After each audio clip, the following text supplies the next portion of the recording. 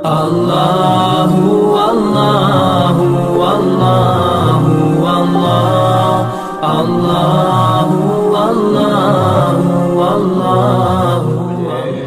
آج اس ادارے میں حاضر ہو کر بڑی خوشی اور مسرت ہے، اور خاص طور پر یہ کہ الجامعۃ الاسلامیۃ الجلالیہ اس کا نام ہے، اور الجامعہ یونیورسٹی کو کہتے ہیں۔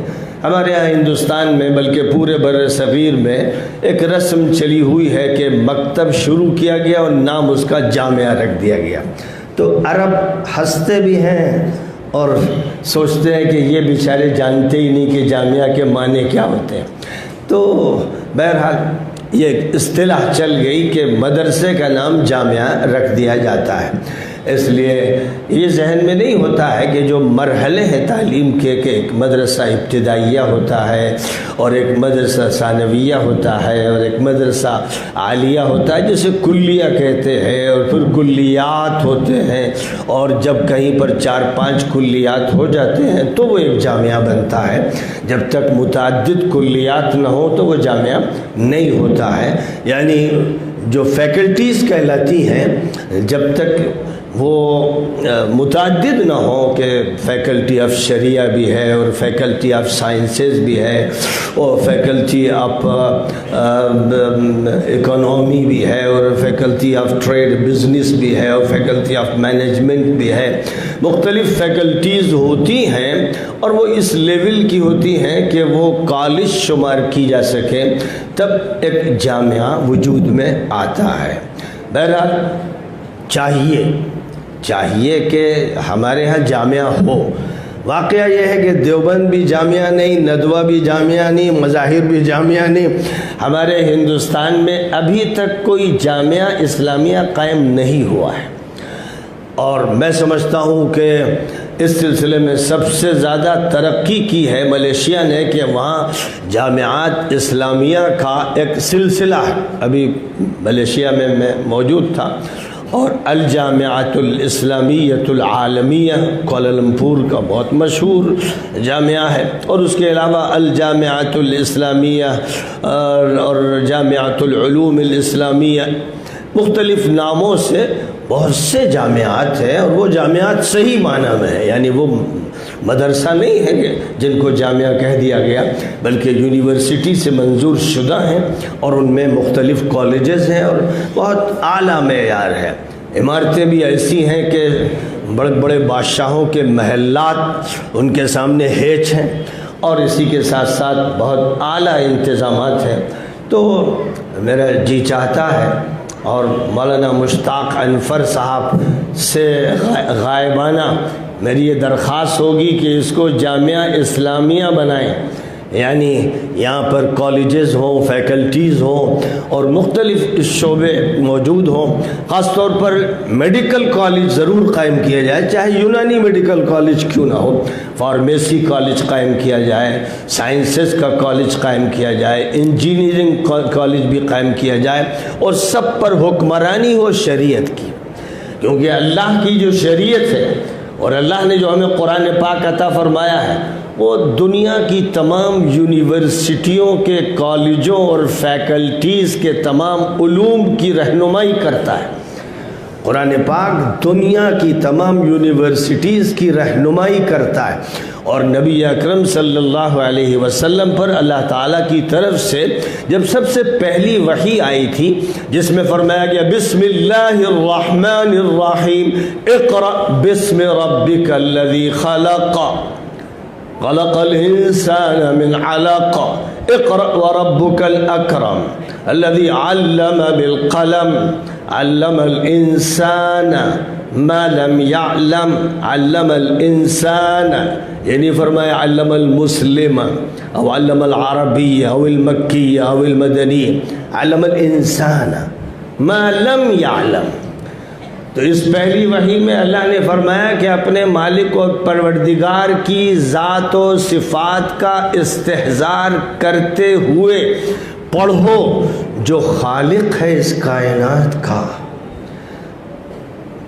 تو یہاں یہ نہیں فرمایا گیا کیا پڑھیں. اگر یہ ہوتا اقرأ بسم ربک الذی خلق القرآن، اقرأ الحدیث، اقرأ التشریع، اقرأ کذا، تو اس کا مطلب یہ ہوتا کہ مفعول بیان کر دیا گیا، مقروء بیان کر دیا گیا.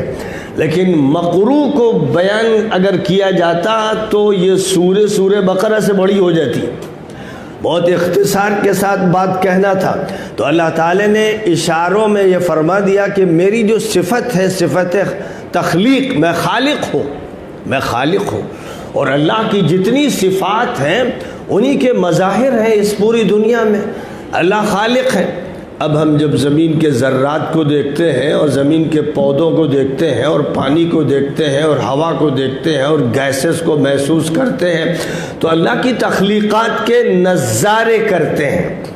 اور اللہ کی جتنی تخلیقات ہیں، ایک ذرہ ہو یا آفتاب ہو یا ماہتاب ہو یا ستارے ہوں یا سیارے ہوں، کوئی بھی چیز ہو، یہاں تک کہ ایک گھاس ہو، درخت کی ایک پتی ہو، پھول کی ایک پنکھڑی ہو، جو بھی چیز ہے اگر اس پر آپ ریسرچ کرنا شروع کیجئے تو کتابوں کی کتابیں ختم ہو جائیں گی اور آپ اس کی گہرائی تک نہیں پہنچ سکیں گے.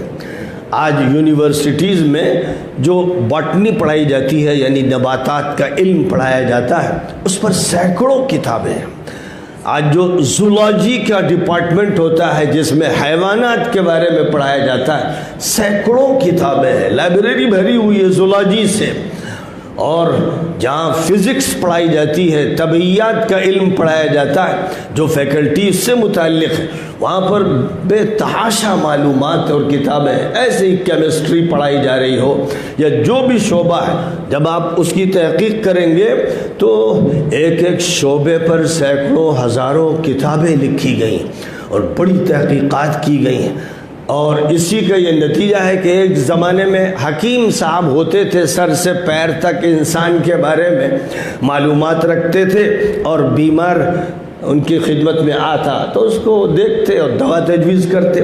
تو ڈاکٹرز آئے، فزیشینز، اور فزیشینز نے علاج شروع کیا. لیکن دھیرے دھیرے انسان کی کائنات اس طرح سامنے آئی کہ اب انسان کے ہر عضو کا ایک الگ ڈاکٹر ہو گیا. برین کا الگ ڈاکٹر، اور کڈنی کا الگ ڈاکٹر، اور ہارٹ کا الگ ڈاکٹر، اور ENT کا الگ ڈاکٹر، اور ڈینٹسٹ الگ ہے. یعنی انسان کے ایک ایک عضو، یہاں تک کہ کھال کا ڈاکٹر الگ ہے اور اعصاب کا ڈاکٹر الگ ہے. اور کسی بڑے ہاسپٹل میں چلے جائیے تو یہ نہیں ہوگا کہ ایک فزیشین بیٹھا ہوا ہے اور ہر مریض کا علاج کر رہا ہے، بلکہ ہاسپٹل میں انسان کے جسم کے ہر عضو کا ایک ڈاکٹر بیٹھا ہے، بلکہ کئی ڈاکٹر ایک ایک عضو کے ہیں. کئی ڈاکٹر ہارٹ اسپیشلسٹ، کئی ڈاکٹر ایسے ہیں جو نرو سسٹم کو سمجھتے ہیں اور اس کا علاج کر رہے ہیں. اور دوائیں بے شمار ہیں، ان میں سے انتخاب کرنا ہے. اور پھر انسانوں کا حال یہ ہے کہ پہلے تو حکیم صاحب نبض پر ہاتھ رکھتے تھے اور ان کو ایک اندازہ ہو جاتا تھا اور دوا تجویز کرتے تھے. اب پہلا کام یہ ہوتا ہے کہ جب بھی کوئی مریض ڈاکٹر کے پاس جاتا ہے تو ڈاکٹر کہتا ہے کہ پہلے ٹیسٹ کروائیے، اور ٹیسٹ کی رپورٹس اس کے سامنے آتی ہیں. اور جہاں تک ٹیسٹ کا تعلق ہے وہ کمپیوٹرائز سسٹم سے وابستہ ہو گیا ہے. اور جو کمپیوٹر میں معلومات داخل کی گئی ہیں وہ انگریزوں نے داخل کی ہیں. یعنی جو اس کی معلومات کا ڈیٹا تیار کیا گیا ہے وہ در حقیقت برطانیہ، جرمنی، فرانس، امریکہ، ان ممالک کے لوگوں پر تجربہ کر کے وہ ڈیٹا بنایا گیا ہے جو فیڈ کیا گیا ہے، اور اسی ڈیٹے کی بنیاد پر آپ کی رپورٹ بھی سامنے آ جاتی ہے. حالانکہ جو ایشیا کے لوگ ہیں اور جو یورپ کے ہیں، جو افریقہ کے ہیں، ان کے درمیان فرق ہے، مزاج کا فرق ہے، سردی اور گرمی کے احساس کا فرق ہے. لہذا وہ سارا ڈیٹا جو امریکہ میں بنا یا یورپ میں بنا وہ ہمارے ان ملکوں کے لیے 100% کافی نہیں. لیکن ہمارے لوگ جاہل بھی ہیں، اندھے ہیں، بہرے ہیں، مقلد ہیں، اندھے مقلد. اس لیے ان کا کام صرف یہی ہے کہ جو بھی ڈیٹاز موجود ہیں جو کمپیوٹر میں فیڈ کر دیا گیا ہے، اور جب آپ کے متعلق اس میں خون کا ٹیسٹ کرنا ہوگا یا پورے جسم کا ٹیسٹ کرنا ہوگا تو جو رپورٹ آئے گی در حقیقت اس رپورٹ کو وہ مشین آپ کے سامنے پیش کرے گی. جس مشین کے اندر جو معلومات دی گئی ہیں وہ اس ریسرچ کی بنیاد پر دی گئی ہیں جو یورپ میں ہوا ہے، جو امریکہ میں ہوا ہے، اور ان کے مزاج اور ہمارے مزاج میں بڑا فرق ہے. لیکن اب کریں گے کہ آپ موٹی موٹی جو باتیں ہیں مشین وہ آپ کے سامنے پیش کر دیتی ہے.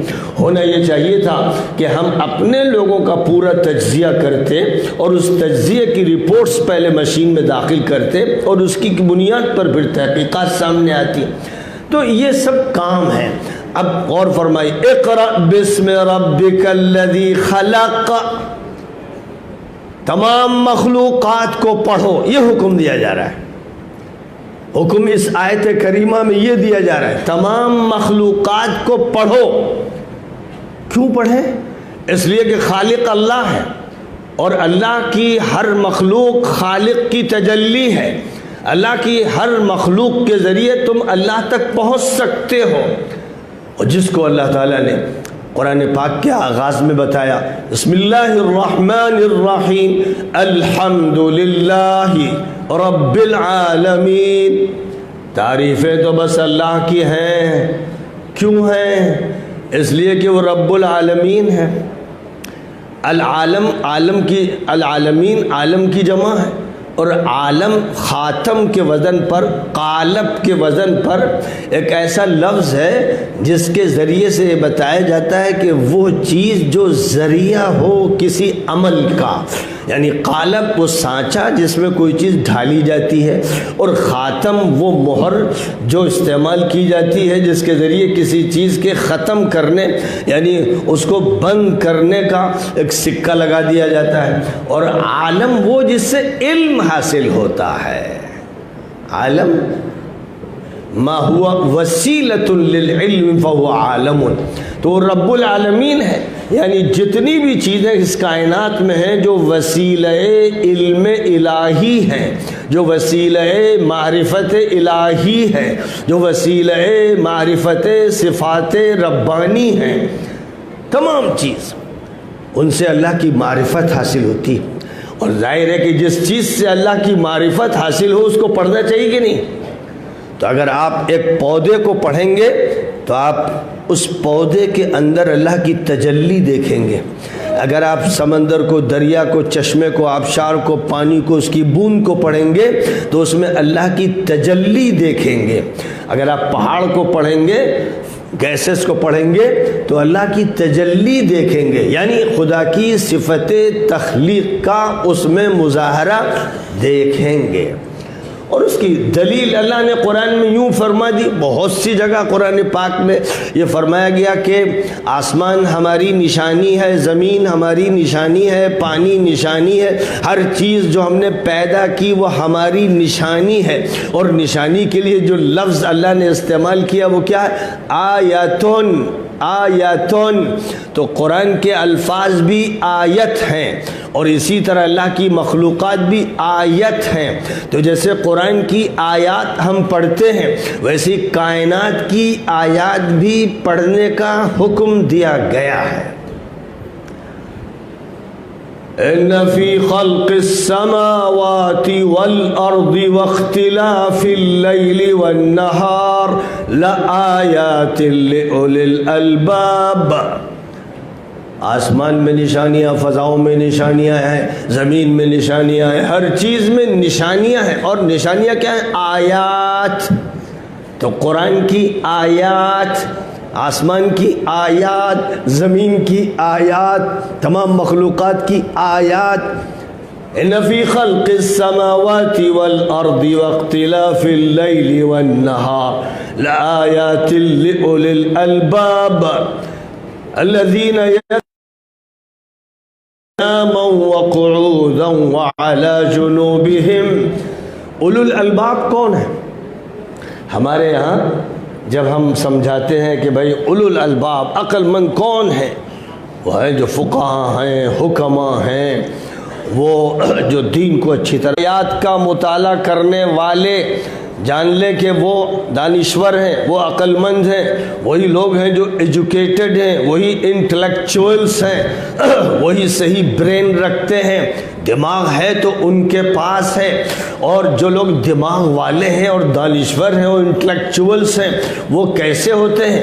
وہ اللہ کے ذکر میں مشغول رہتے ہیں، کھڑے بھی اور بیٹھے بھی اور لیٹے بھی۔ جتنا زیادہ انسان عقل مند ہوگا، دانش مند ہوگا، اتنا ہی زیادہ ذاکر ہوگا اللہ کا۔ ظاہر ہے کہ دنیا میں سب سے بڑے عقل مند اور دانش مند اور حکیم اور دانا حضرت محمد مصطفیٰ صلی اللہ علیہ وسلم تھے۔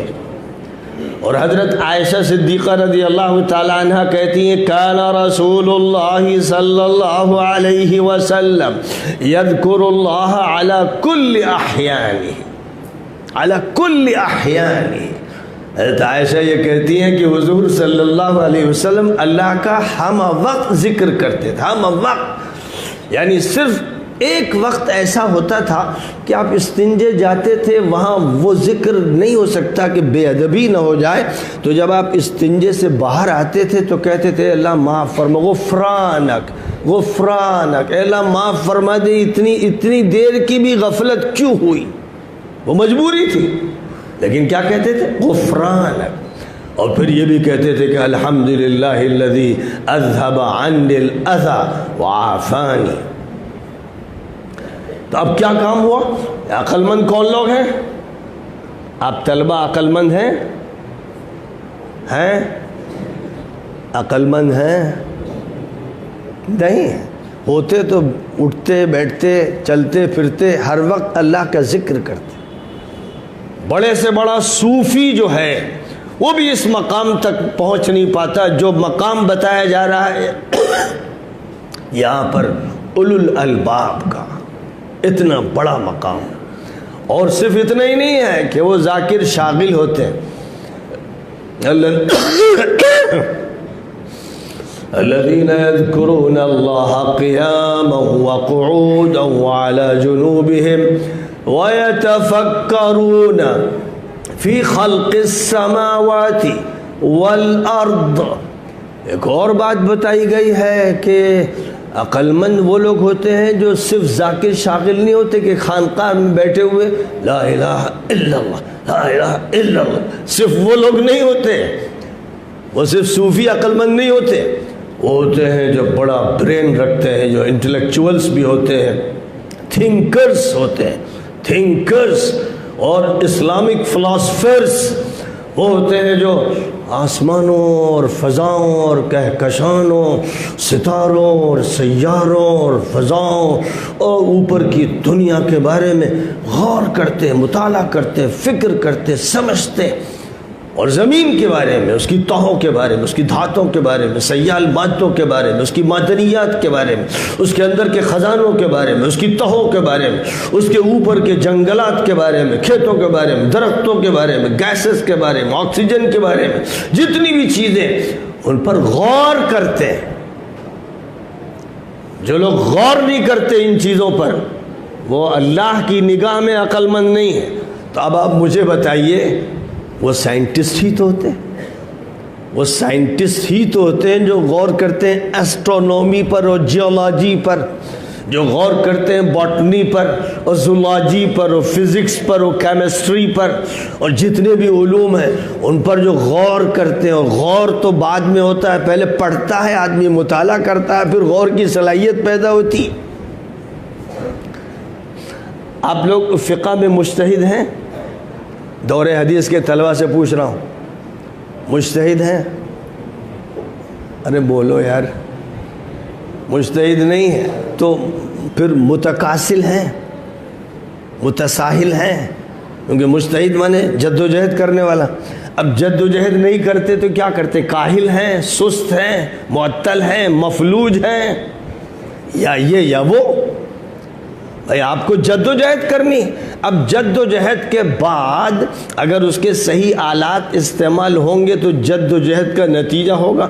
صحیح پھاوڑے کا استعمال کریں گے, صحیح زمین پر کریں گے تو زمین کو آپ کھیتی کے لیے تیار کریں گے, اور صحیح دانے ڈالیں گے اور صحیح وقت پہ ڈالیں گے تو کھیتی تیار ہوگی. اسی طرح آپ کارخانے پہ محنت کریں گے تو اس محنت کا نتیجہ نکلے گا. ایسی اگر قرآن پر صحیح محنت کریں گے, حدیث پر صحیح محنت کریں گے, کوشش کریں گے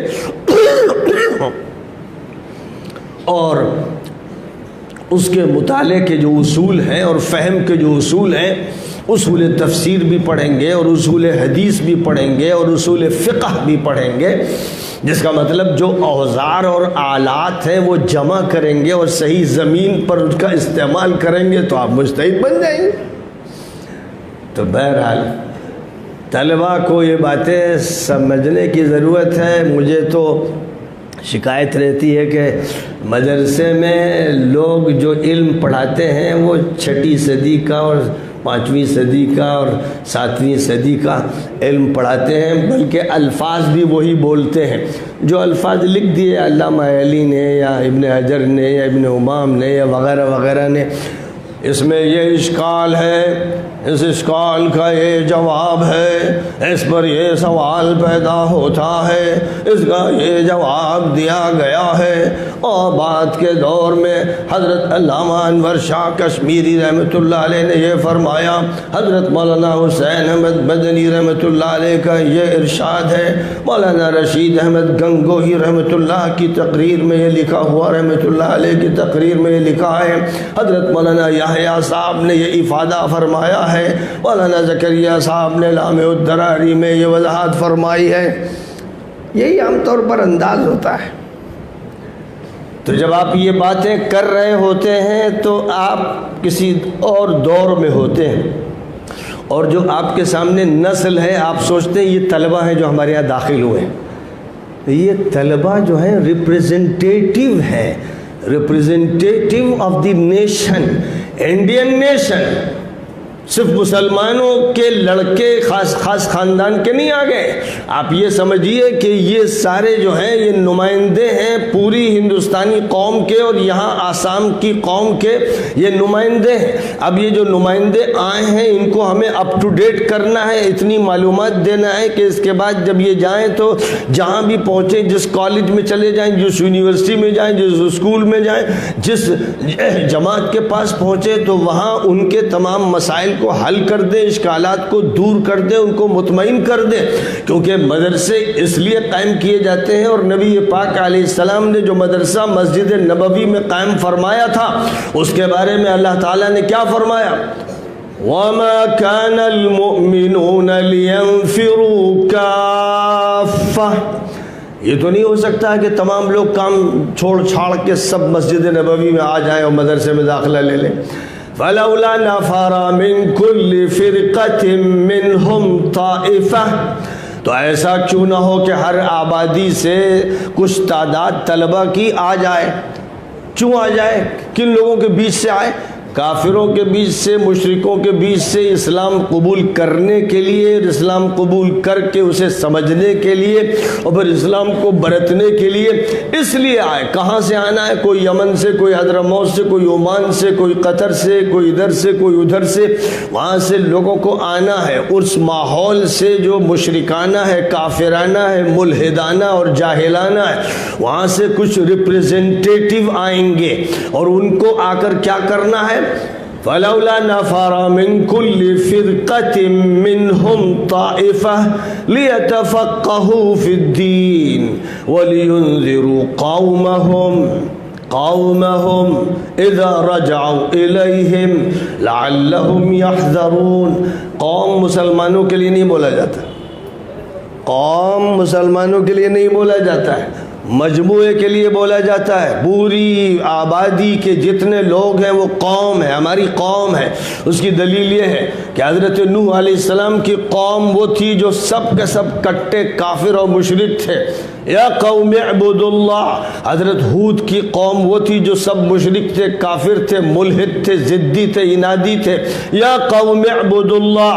ایسے حضرت صالح کی قوم، قرآن میں جہاں بھی یا قومی استعمال کیا گیا ہے تو وہ قوم وہ ہے جو مشرکوں کی اور کافروں کی اور لادینوں کی ہے. ان کو وہ کہتے تھے اے میری قوم. اور جب یہ آیت کریمہ نازل ہوئی تو اس وقت بھی مراد یہ تھا کہ پورے جزیرۃ العرب میں جو کافر اور مشرک پھیلے ہوئے ہیں ان کے درمیان سے جو طلبہ آئیں گے، جو مسلمان آئیں گے یا اسلام لانے کے لیے آئیں گے، اب ان کا کام یہ ہے کہ وہ تفقہ فی الدین حاصل کریں. لِيَتَفَقَّهُوا فِي الدِّينِ. تفقہ جو ہدایہ میں اور قدوری میں صرف نہیں، تفقہ اس میں نہیں، فی الدین. اور فی الدین میں تفقہ کیا ہوتا ہے، فی الدین میں تفقہ کیا ہوتا ہے، اس کو سمجھنے کے لیے وہ حدیث یاد کیجئے کہ جبرائیل امین ایک اجنبی شکل کی صورت میں، ایک اجنبی شکل میں حضور پاک علیہ السلام کی خدمت میں حاضر ہوئے اور گھٹنے سے گھٹنے لگا دیے اور اپنے ہاتھ حضور کے زانوں پہ رکھ دیے اور پھر کہنے لگے یا محمد مل ایمان، یا محمد مل اسلام، یا محمد مل احسان. اور آپ نے پھر ایمان کی اور اسلام کی اور احسان کی تشریح فرمائی اور اس تشریح کے درمیان وہ کہتے رہے صدقتا صدقتا. تو صحابہ کو بڑا تعجب ہو رہا تھا کہ فعجبنا لہو یسألہ ویصدقہ. سوال بھی کرتے ہیں اور تصدیق کرتے ہیں کون صاحب تشریف لائے ہیں، اجنبی ہیں اور لیکن استاد بنے ہوئے. آخر جب وہ اٹھ کے چلے گئے تو حضور صلی اللہ علیہ وسلم نے فرمایا ردو، رب پلاؤ، ان کو واپس لاؤ. تو لوگ نکلے تو وہاں کوئی بھی موجود نہیں تھا. تو آپ نے فرمایا ذالکم جبرائیل اتاکم یعلمکم دینکم. یہ جبرائیل سے جو تمہارا دین سکھانے آئے تھے. تو دین کیسے کہتے ہیں؟ الایمان، الاسلام، الاحسان کے مجموعے کا نام دین ہے. دین مجموعہ ہے، الایمان، الاسلام، الاحسان. اب الایمان کو ہم لوگوں نے علم عقائد کہنا شروع کر دیا اور علم کلام کہنا شروع کر دیا، اور الاسلام کو ہم نے شریعت اور قانون کہنا شروع کر دیا، اور الاحسان کو ہم نے تصوف کہنا شروع کر دیا. یہ ہماری اصطلاحات ہیں، قرآن کی اصطلاحات نہیں ہیں اور یہ نبی کی بھی اصطلاحات نہیں ہیں. یہ ہماری اصطلاحات ہیں جو ہم نے استعمال کر لی، ورنہ قرآن پاک کی وہ اصطلاحات ہیں. وَالَّذِي بَعَثَ فِي الْأُمِّيِّينَ رَسُولًا مِّنْهُمْ يَتْلُو عَلَيْهِمْ آيَاتِهِ وَيُزَكِّيهِمْ وَيُعَلِّمُهُمُ الْكِتَابَ وَالْحِكْمَةَ وَإِنْ كَانُوا مِنْ قَبْلُ لَفِي ضَلَالٍ مُّبِينٍ. یہ ہے نبی کا کام، یہ ہے نبی کا مشن. یہ نبی کے مدرسے کے موضوعات تھے، نبی کے مدرسے کے یہ موضوعات تھے، اور یہ موضوعات نبی نے پڑھائے. آج ہم جو پڑھا رہے ہیں دورہ کر کے جو طلبہ نکلیں گے کیا بنیں گے؟ بتائیے کیا بنیں گے؟ دیوبند سے جو نکلے، ندوے سے نکلے اور نکل رہے ہیں وہ کیا بنیں گے؟ بھائی امام بنیں گے، خطیب بنیں گے، مفتی بھی بن سکتے ہیں، مدرس بن سکتے ہیں اور مبلغ بن سکتے ہیں. یہ دائرہ ہے، یہی بن سکتے ہیں. لیکن نبی اکرم صلی اللہ علیہ وسلم کے مدرسے سے جو لوگ نکلے وہ جج بنے، چیف جسٹس بنے، کمانڈر بنے، چیف آف آرمی اسٹاف بنے، اور وہ مینیجر بھی بنے اور ڈائریکٹر بھی بنے اور انجینئر بھی بنے اور وہ پولیس مین بھی بنے اور فوجی بھی بنے. پوری اسلامی ریاست کے مکمل انتظام کو سنبھالنے والے افراد حضور کے مدرسے سے تیار ہوئے. تو مدینہ منورہ کی اسلامی حکومت انہوں نے سنبھال لی.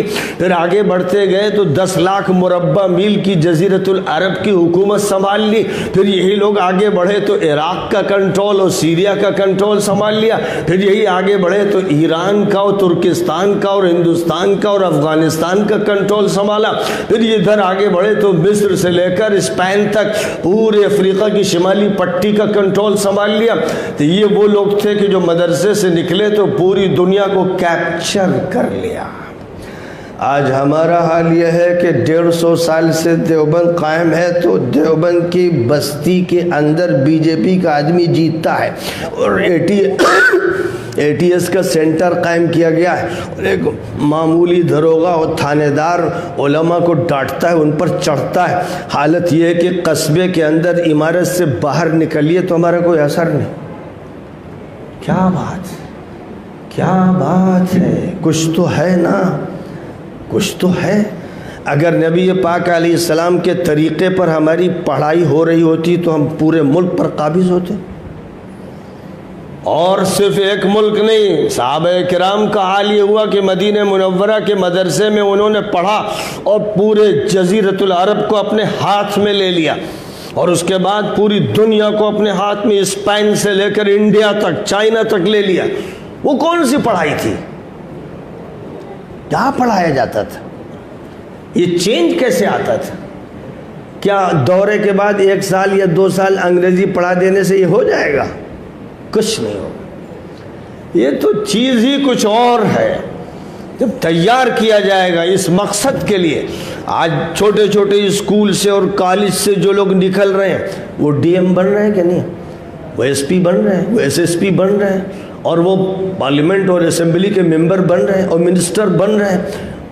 ہماری طرح کے جو اسکول ہیں، بلکہ ہم سے 3rd کلاس اسکول ہیں، وہاں سے نکلنے والے پورے انتظامیہ کے ذمہ دار بن رہے ہیں، اور ہم جو نکل رہے ہیں تو ایک معمولی سا پولیس والا ڈنڈا لگاتا ہے ہمارے اوپر۔ اس کا مطلب یہ ہے کہ کوئی فالٹ ہے، دیر از اے بگ فالٹ۔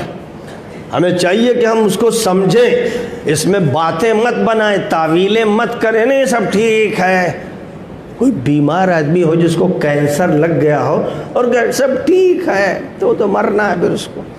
بس ایسی صورتحال ہے۔ بات لمبی ہوتی چلی گئی، مجھے اور زیادہ لمبی بات نہیں کرنی ہے۔ یہی اصل پوائنٹ ہے کہ ہمیں ایک چینج لانا ہے، ایک انقلاب برپا کرنا ہے، اور اس انقلاب کے ذریعے سے ہمیں سنت رسول صلی اللہ علیہ وسلم کو زندہ کر دینا ہے۔ ہمیں صحابہ کرام کے کیریکٹر کو، ان کی سیرت کو، ان کی فتوحات کو زندہ کر دینا ہے۔ یہ اصل کام ہے۔ وآخر دعوانا ان الحمد للہ رب العالمین۔ اللہم لک الحمد کما ینبغی لجلال وجہک وعظیم سلطانک۔ اللهم صل على سيدنا ومولانا محمد النبي الأمي الهاشمي وعلى آله وأصحابه وأزواجه وذرياته وأهل بيته أجمعين۔ ربنا آتنا في الدنيا حسنة وفي الآخرة حسنة وقنا عذاب النار۔ ربنا لا تؤاخذنا إن نسينا أو أخطأنا، ربنا ولا تحمل علينا إصرا كما حملته على الذين من قبلنا، ربنا ولا تحملنا ما لا طاقة لنا به واعف عنا واغفر لنا وارحمنا أنت مولانا فانصرنا على القوم الكافرين۔ اے اللہ، اس جامعہ اسلامیہ جلالیہ کو حضرت شاہ جلال الدین رحمۃ اللہ علیہ کے اس طریقے پر جاری فرما دے کہ انہوں نے سلہٹ کو 703 ہجری میں فتح فرمایا، اور 740 میں اس دنیا سے وہ رخصت ہو گئے، اور یہ پورا علاقہ ان کی کوششوں سے منور ہوا، ان کی کوششوں سے علاقے میں فتوحات حاصل ہوئیں۔ اے اللہ، یہ نسبت جلالی، نسبت جمالی کے ساتھ اور نسبت کمالی کے ساتھ اس مدرسے کو عطا فرما۔ اے اللہ، جو بھی اس علاقے کے مدارس ہیں سب کو قبول فرما، وہاں کے علماء کو، وہاں کے طلباء کو، وہاں کے خدام کو، وہاں کے بانیوں کو، وہاں کے تعاون کرنے والوں کو قبولیت عطا فرما۔ اے اللہ، ہمارے نوجوانوں کو، ہمارے طلباء کو ہمت عطا فرما، حوصلہ عطا فرما، بلندی نگاہ عطا فرما، اور اقدام کی توفیق عطا فرما، صحیح فہم نصیب فرما، عربی زبان پر بھی قدرت عطا فرما، اور قرآن و حدیث کا ملکہ عطا فرما، اور فقہ اسلامی کا ادراک نصیب فرما، اور شریعت اسلامی کی ترجمانی کی صلاحیت عطا فرما، اور اللہ اس ملک پر اور دنیا کے ممالک پر ان کو فکری غلبہ، کلامی غلبہ اور عملی غلبہ نصیب فرما۔ ربنا تقبل منا انك انت السميع العليم وتب علينا انك انت التواب الرحيم، وصلى الله تعالى وسلم على